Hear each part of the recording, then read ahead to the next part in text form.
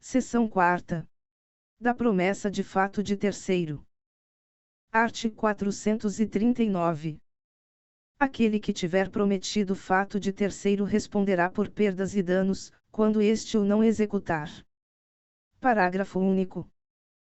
Tal responsabilidade não existirá se o terceiro for o cônjuge do promitente, dependendo da sua anuência o ato a ser praticado, e desde que, pelo regime do casamento, a indenização, de algum modo, venha a recair sobre os seus bens. Art. 440. Nenhuma obrigação haverá para quem se comprometer por outrem, se este, depois de se ter obrigado, faltar à prestação. Seção V. Dos vícios redibitórios. Art. 441. A coisa recebida em virtude de contrato comutativo pode ser enjeitada por vícios ou defeitos ou cartos, que a tornem imprópria ao uso a que é destinada, ou lhe diminuam o valor. Parágrafo único. É aplicável a disposição deste artigo às doações onerosas. Art. 442. Em vez de rejeitar a coisa, redimindo o contrato, art. 441, pode o adquirente reclamar abatimento no preço. Art. 443. Se o alienante conhecia o vício ou defeito da coisa, restituirá o que recebeu com perdas e danos; se o não conhecia, tão somente restituirá o valor recebido, mais as despesas do contrato. Art. 444. A responsabilidade do alienante subsiste ainda que a coisa pereça em poder do alienatário, se perecer por vício oculto, já existente ao tempo da tradição. Art. 445.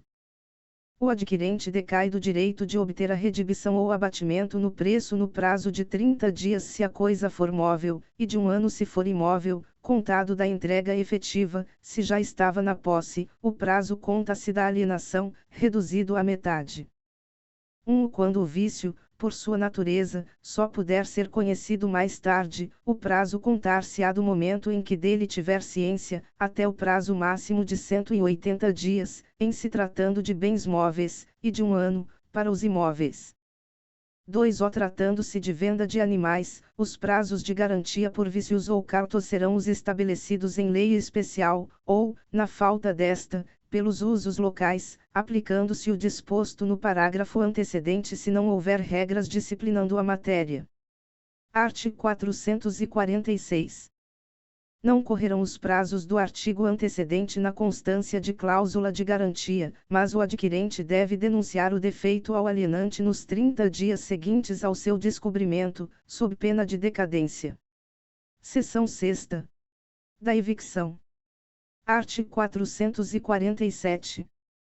Nos contratos onerosos, o alienante responde pela evicção.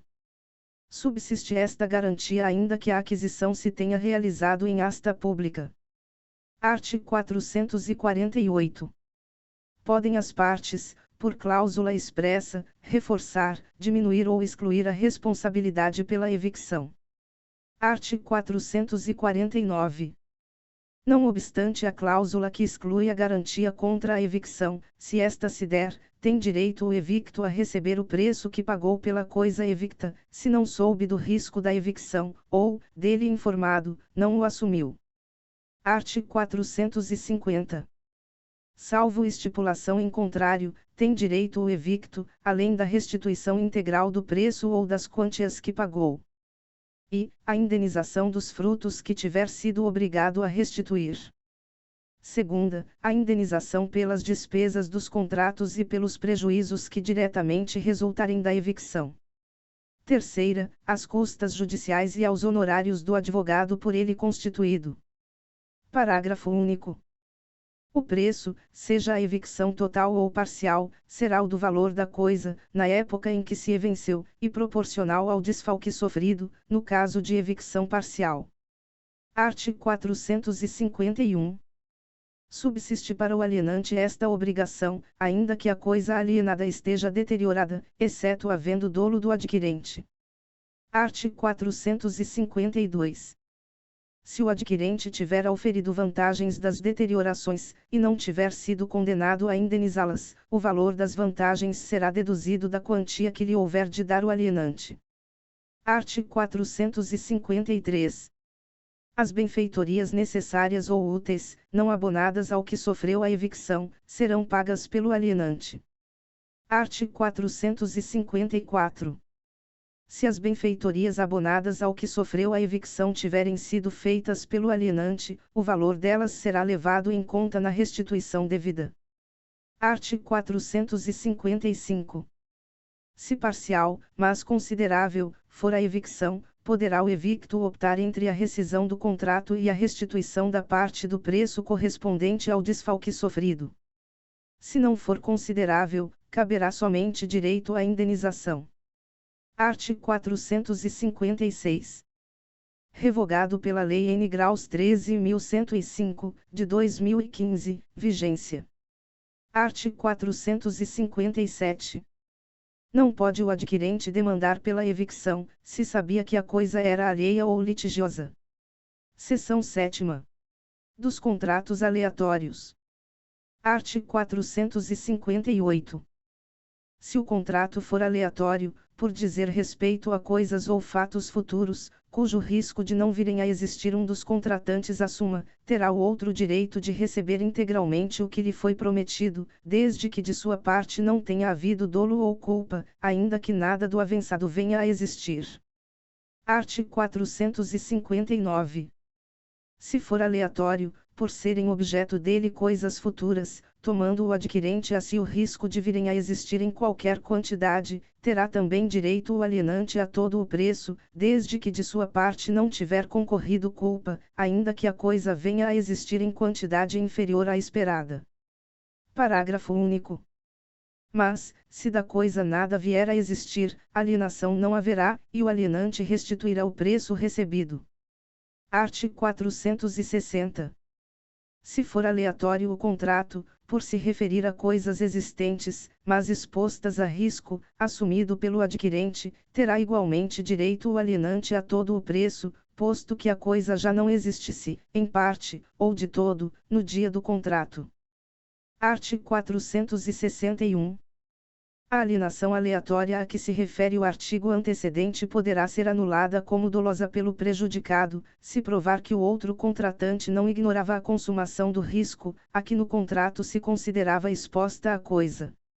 Seção 8ª. Do contrato preliminar.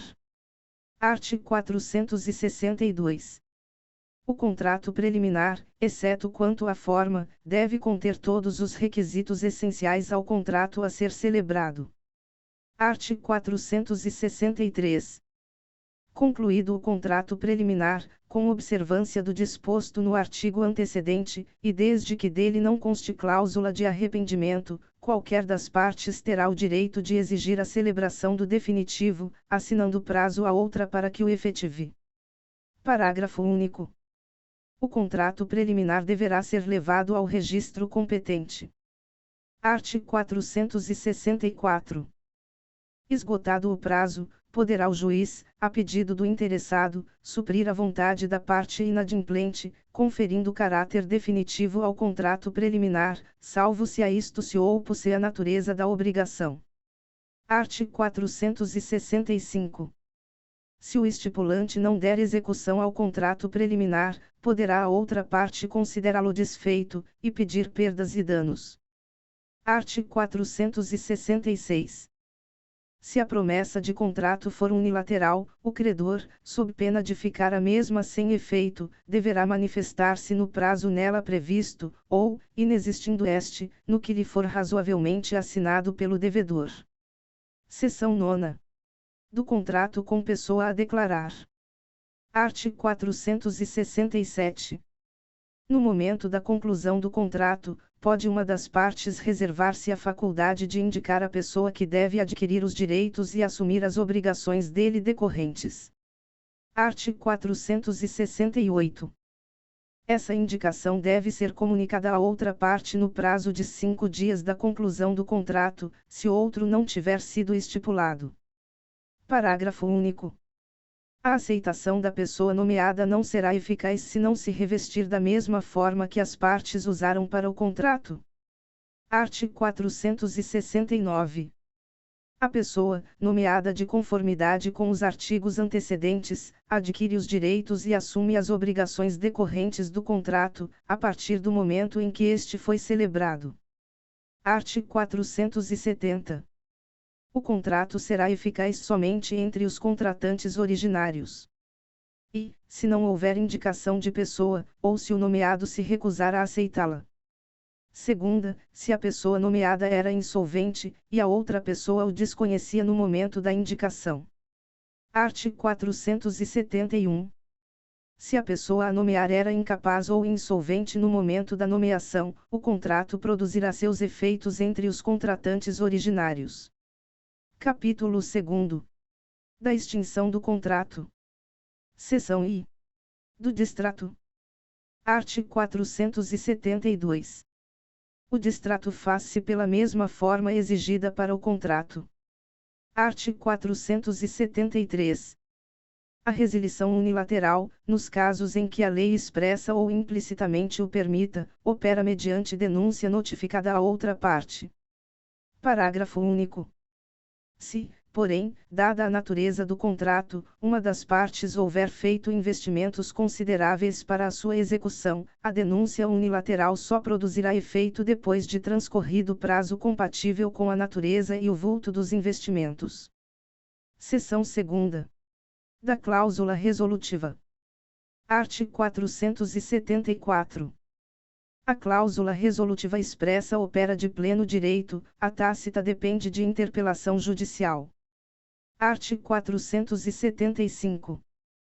A parte lessada pelo inadimplemento pode pedir a resolução do contrato, se não preferir exigir-lhe o cumprimento, cabendo, em qualquer dos casos, indenização por perdas e danos. Seção 3. Da exceção de contrato não cumprido. Art. 476. Nos contratos bilaterais, nenhum dos contratantes, antes de cumprida a sua obrigação, pode exigir o implemento da do outro. Art. 477. Se, depois de concluído o contrato, sobrevier a uma das partes contratantes diminuição em seu patrimônio capaz de comprometer ou tornar duvidosa a prestação pela qual se obrigou, pode a outra recusar-se à prestação que lhe incumbe, até que aquela satisfaça a que lhe compete ou dê garantia bastante de satisfazê-la. Seção 4. Da resolução por onerosidade excessiva. Art. 478. Nos contratos de execução continuada ou diferida, se a prestação de uma das partes se tornar excessivamente onerosa, com extrema vantagem para a outra, em virtude de acontecimentos extraordinários e imprevisíveis, poderá o devedor pedir a resolução do contrato. Os efeitos da sentença que a decretar retroagirão à data da citação. Art. 479. A resolução poderá ser evitada, oferecendo-se o réu a modificar equitativamente as condições do contrato. Art. 480. Se no contrato as obrigações couberem a apenas uma das partes, poderá ela pleitear que a sua prestação seja reduzida, ou alterado o modo de executá-la, a fim de evitar a onerosidade excessiva.